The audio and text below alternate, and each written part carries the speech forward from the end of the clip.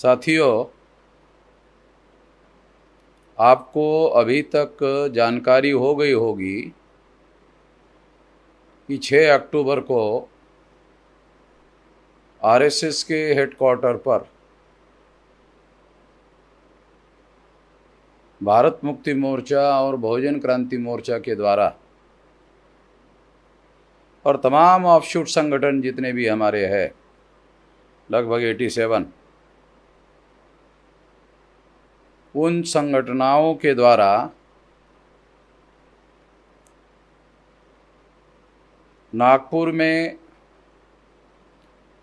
5 तारीख को रैली होगी और महारैली होगी और रैली के बाद विशाल महामोर्चा आरएसएस के हेडक्वार्टर पर लेकर जाया जाएगा।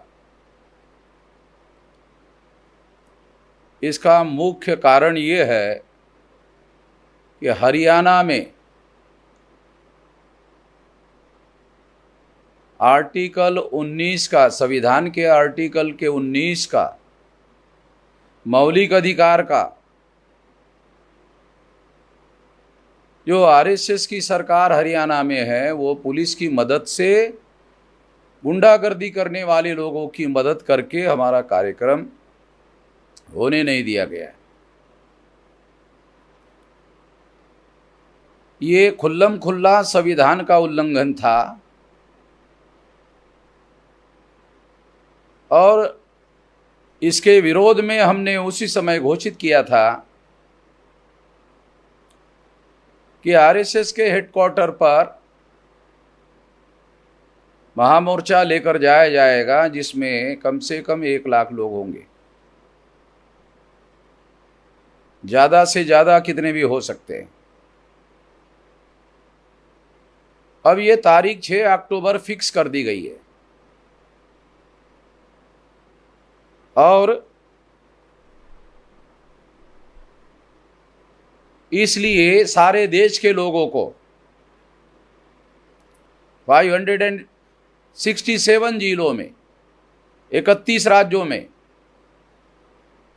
4000 से ज़्यादा तहसीलों में, 22,000 से ज़्यादा ब्लॉक में और 1.5 लाख से ज़्यादा गांवों में इसकी तैयारी होनी चाहिए।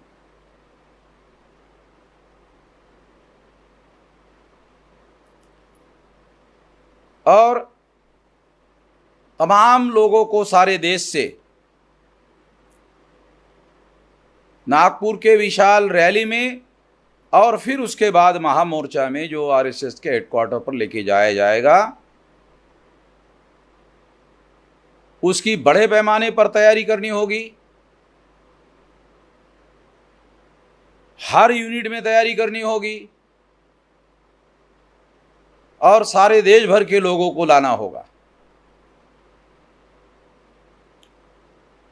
इसके लिए मैं सभी लोगों को आह्वान करता हूं।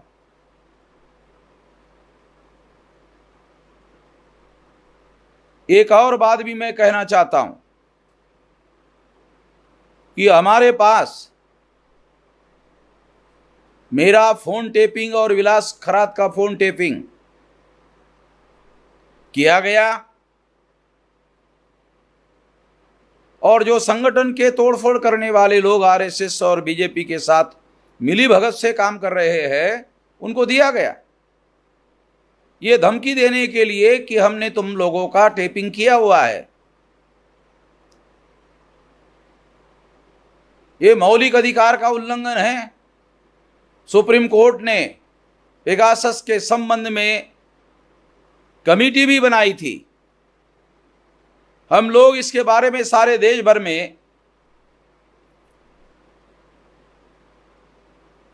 जो आंदोलन कर रहे हैं, उस आंदोलन में मेरा यानी अर्थात वामन मेश्राम का और विलास खरात का फोन टेपिंग का जो हमारे पास सबूत है, जो हमारे संगठन को तोड़फोड़ करने वाले जो लोग हैं, उन लोगों को आरएसएस बीजेपी के द्वारा दिया गया।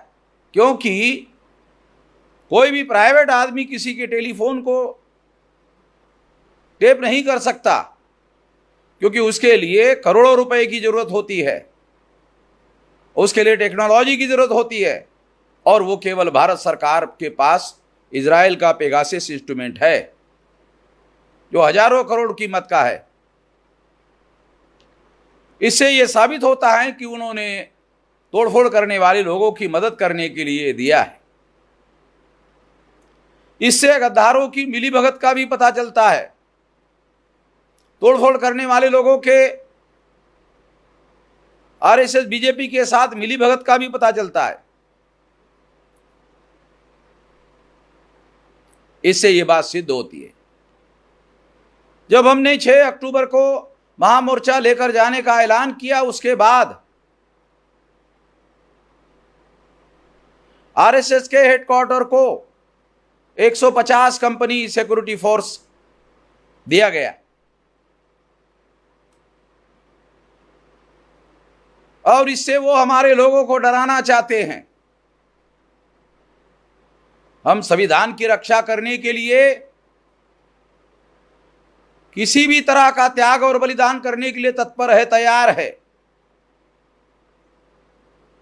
और इसके लिए हम लोग हर हालत में, हर स्थिति में मोर्चा लेकर जाएंगे। 150 कंपनियां उन्होंने लगाई। इस वजह से 1 लाख लोगों का मोर्चा हमने लेकर जाने का ऐलान किया था। इसलिए अब ये हम लोग 1.5 लाख लोगों का लेकर जाएंगे।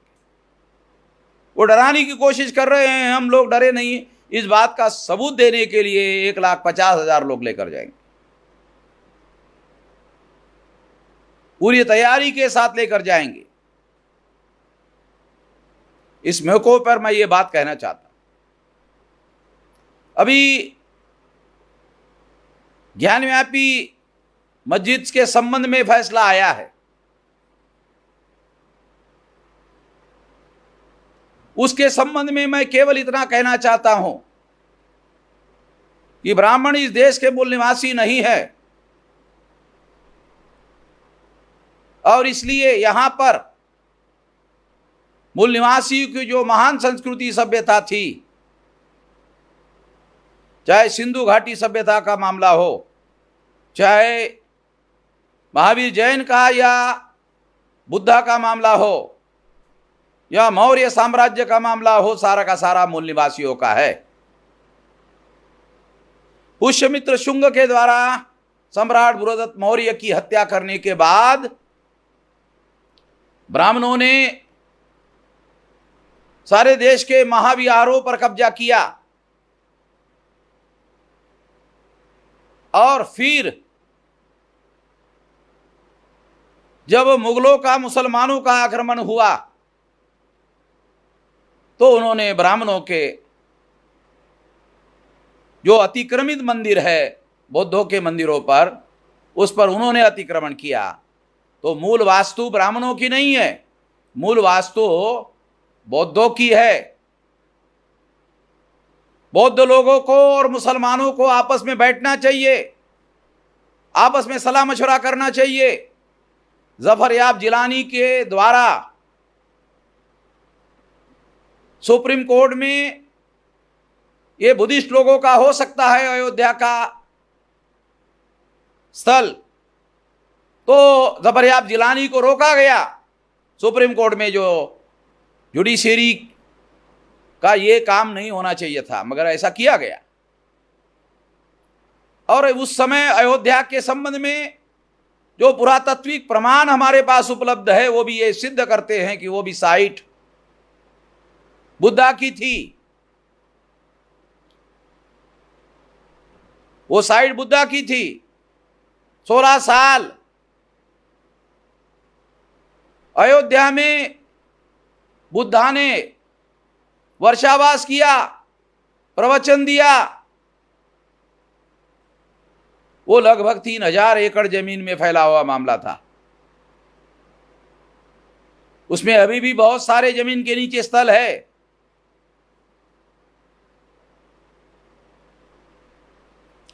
कोविड काल में उसको खोदा गया समतल करने के लिए और उसमें बहुत सारे सबूत मिले, मगर किसी को भी कोविड काल में वहां जाने की इजाजत नहीं थी। आरएसएस के मोहन भागवत ने कहा कि अवसर है, वो यही अवसर था उसको खोदने का और वहां के बुद्धिस्ट जो चीजें है उसको गायब करने का। ज्ञानव्यापी में भी बुद्धिस्ट पुरातात्विक प्रमाण उपलब्ध है हमारे पास। ये मूल निवासियों की विरासत है। मथुरा में भी है।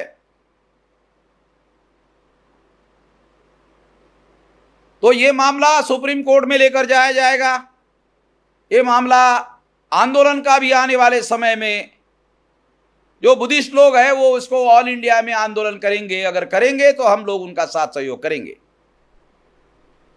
वामसेब के द्वारा, भारत मुक्ति मोर्चा के द्वारा, बहुजन क्रांति मोर्चा के द्वारा और हमारे तमाम ऑफशूट संगठनों के द्वारा हम लोग साथ सहयोग करेंगे और इस आंदोलन को राष्ट्रव्यापी आंदोलन बनाएंगे।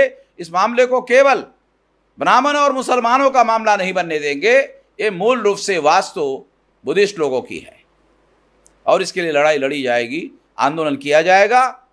और फिर एक बार मुसलमानों को और बुद्धिस्ट लोगों को आपस में इस पर सलाह मशवरा करना चाहिए और मिलजुल कर रणनीति बनानी चाहिए। मैं इतना ही कहकर अपनी बात यहीं पर समाप्त करता हूं और दोबारा अपील करता हूं सारे देशवासियों को और देश के लोगों को कि वो इस आंदोलन में शरीक हो जाए। दूसरी बात, जो SC ST OBC माइनॉरिटी के तमाम संगठन हैं जो हमारे संगठन के बाहर है, उन लोगों को भी अपील करता हूं कि वो इस आंदोलन में अपने झंडे डंडे बैनर के साथ सहभागी हो जाए। वो लोग भी इस आंदोलन में सहभागी होंगे ऐसी मैं आशा करता हूं और इसी तैयारी करने के लिए हमारे तमाम संगठन के लोगों को अपील करता हूं। धन्यवाद।